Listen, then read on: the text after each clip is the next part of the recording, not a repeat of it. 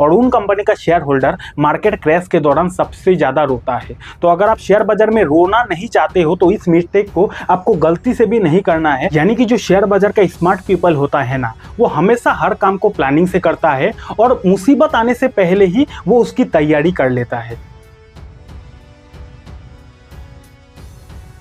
जब market crash होता है ना, जब शेयर बाजार गिरता है, तो उस समय खाली शेयर बाजार नहीं गिरता है, बल्कि शेयर बाजार गिरने के साथ साथ आपका शेयर बाजार के प्रति जो विश्वास है वो विश्वास भी गिरता है।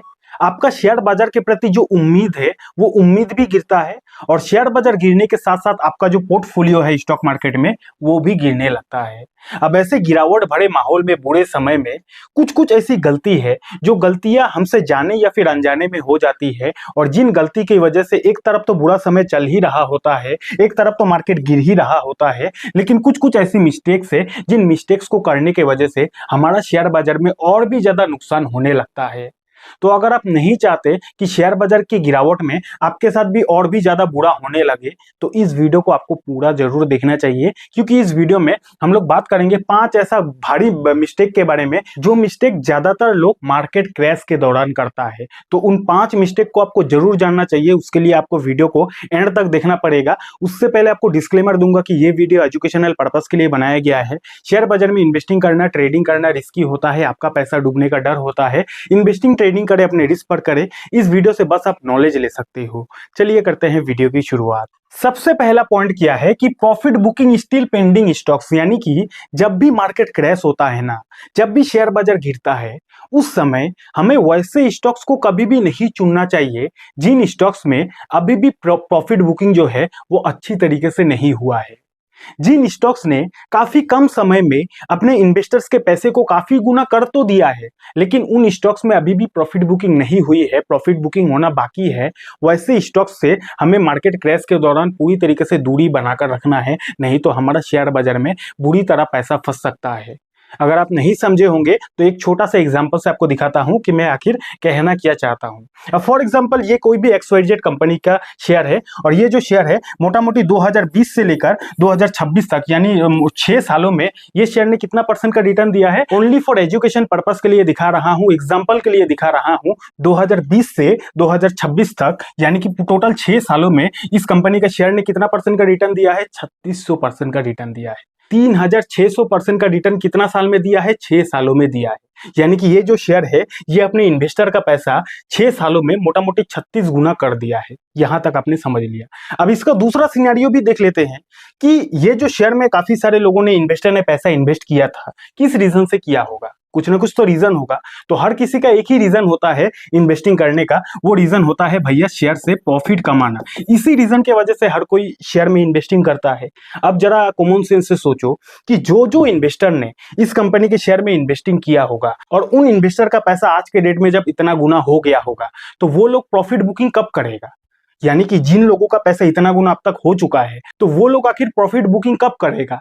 डेफिनेटली वही समय पर करेगा जिस समय मार्केट क्रैश होने का संभावना हो। तो इसीलिए जब भी मार्केट का समय खराब चलता है, जब भी मार्केट गिरता है ना, तो हमें हमेशा वैसे कंपनी से दूरी बनाकर रखना है जिन स्टॉक्स में अभी भी प्रॉफिट बुकिंग नहीं हुई है। क्योंकि इस चार्ट से आप देख सकते हो कि ये जो कंपनी का शेयर है सीधा लंबा इन्वेस्टर के पैसे को काफी गुना कर तो दिया है, लेकिन अभी तक इस स्टॉक में उतना बड़ा क्रैश नहीं आया है, अभी तक इस स्टॉक में प्रॉफिट बुकिंग नहीं हुआ है। तो जबकि मार्केट का कंडीशन खराब है, अभी के टाइम पे चारों तरफ शेयर बाजार से रिलेटेड नेगेटिव बातें चल रहा है, तो अगर कुछ इस टाइप का कंपनी है जिन कंपनी ने शॉर्ट टर्म में इन्वेस्टर के पैसे को काफी गुना कर दिया है, अब अगर बुरे समय में मार्केट क्रैश के दौरान हम लोग वैसे कंपनी को स्टडी करने जाएंगे, खरीदने जाएंगे, तो उस समय उन कंपनी में भारी गिरावट होने का चांसेस होता है, और ऐसे में हमारा या फिर इन्वेस्टर का पैसा बुरी तरीके से इन स्टॉक्स में फंस सकता है। समझ गए ना बात? तो कुल मिलाकर बात यह है कि जब भी मार्केट का समय खराब हो, मार्केट क्रैश चल रहा हो, तो उस समय हमें उन स्टॉक्स में कभी भी नहीं जाना चाहिए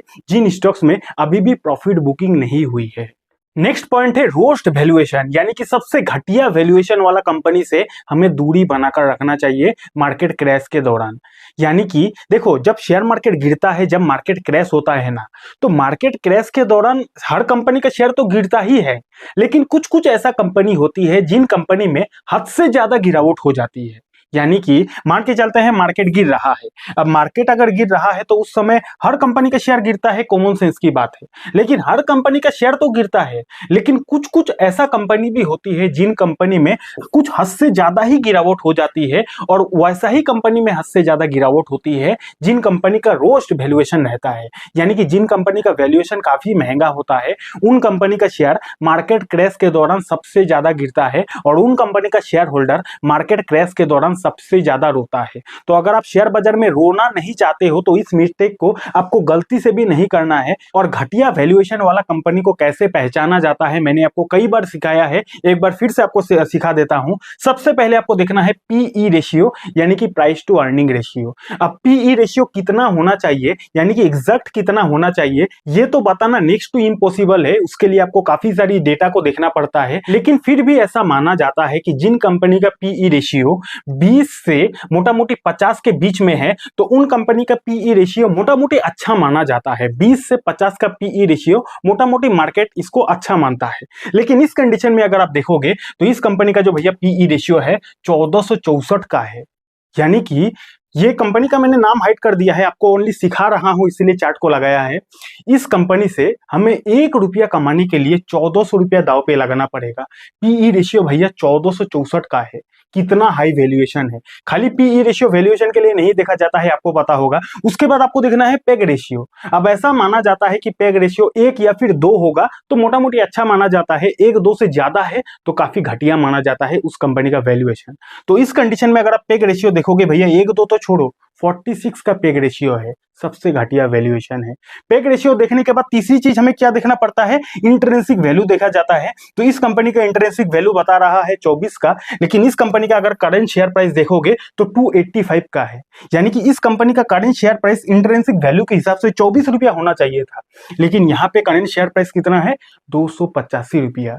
इंडस्ट्री पीई की बात करोगे तो यहाँ पे इंडस्ट्री का पीई रेशियो है 41 का, लेकिन इस कंपनी का इंडिविजुअल पीई रेशियो देखोगे तो भैया 1400 का पीई रेशियो है। यानी कि ये कंपनी जो बिजनेस कर रही है, इस कंपनी का बाकी कॉम्पिटिटर का एवरेज पीई रेशियो 41 का है, लेकिन ये भाई साहब इस कंपनी का पीई रेशियो 1400 का है।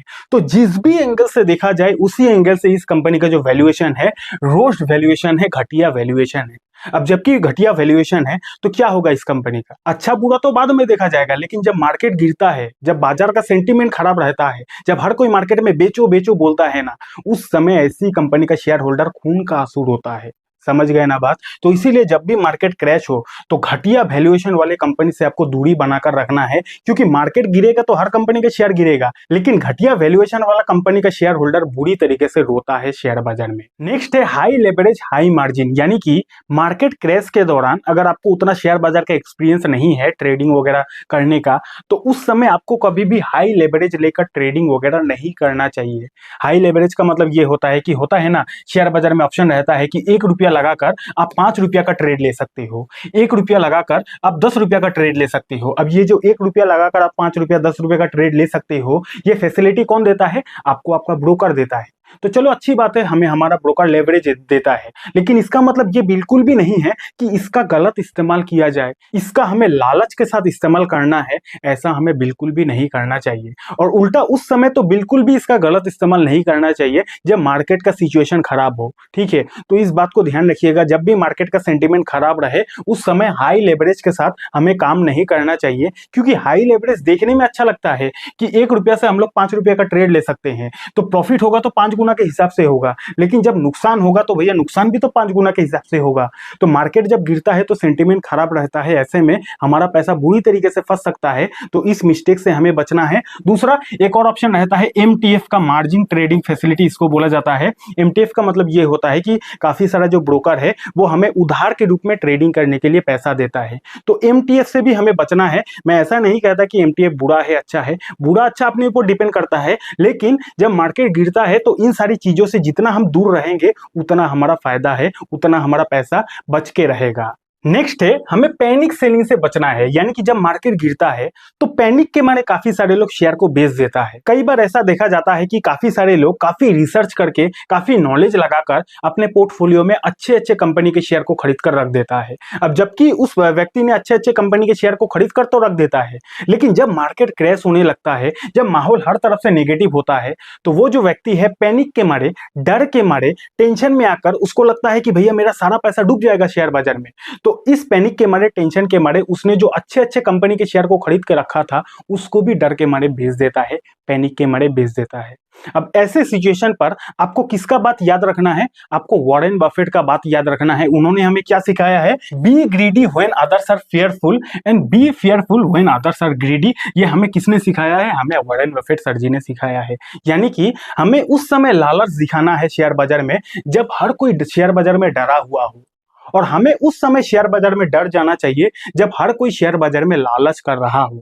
और ये जो रूल है ये काफी ज्यादा पॉपुलर रूल है, और जिसने इस रूल को मान लिया ना, वही शेयर बाजार में गेम खेल लेता है। समझ गए ना? तो इसीलिए जब पैनिक होता है, जब शेयर बाजार में हर कोई डरता है, उस समय हमें उल्टा लालच करना चाहिए, क्योंकि मार्केट की गिरावट के दौरान अच्छे अच्छे शेयर भी हमें सस्ता भाव पे मिल जाता है। तो उस वही टाइम होता है हमें स्टडी करने का। और जब जब मार्केट टॉप पे रहता है, वो समय हर कोई लालच करता है, तो वो समय हमें डर जाना चाहिए, क्योंकि जब हर कोई लालच कर रहा है तो कभी भी मार्केट में बहुत बड़ा गिरावट आ सकती है। समझ गए ना? तो कभी भी पैनिक नहीं करना चाहिए। अगर आपके पोर्टफोलियो में अच्छा कंपनी का शेयर है तो आज नहीं तो कल भैया कमबैक तो करेगा। जरूरी ये है कि अच्छा कंपनी होना चाहिए, फंडामेंटली स्ट्रॉन्ग कंपनी होना चाहिए, जरूर एक ना एक दिन वो कमबैक करता है। आखिरी गलती क्या है कि ऑलवेज कीप कैश। यानी कि काफी सारे लोगों के पास मार्केट जब क्रैश होता है उस समय उनके पास उतना कैश नहीं होता है, क्योंकि उन्होंने प्लानिंग ही नहीं किया है। तो इसीलिए हमेशा शेयर बाजार में अगर आप काम करते हो तो इस बात को हमेशा याद रखना, हमेशा अपने पास एक प्लानिंग के हिसाब से कैश रखना चाहिए, क्योंकि कभी भी मार्केट में गिरावट आ सकती है। और जब भी मार्केट में गिरावट आती है उस समय हमें अच्छी अच्छी चीजें भी सस्ता भाव पे मिलता है, तो उस समय सस्ते भाव पे इन्वेस्टिंग करके ही ना बाद में प्रॉफिट कमा सकते हैं।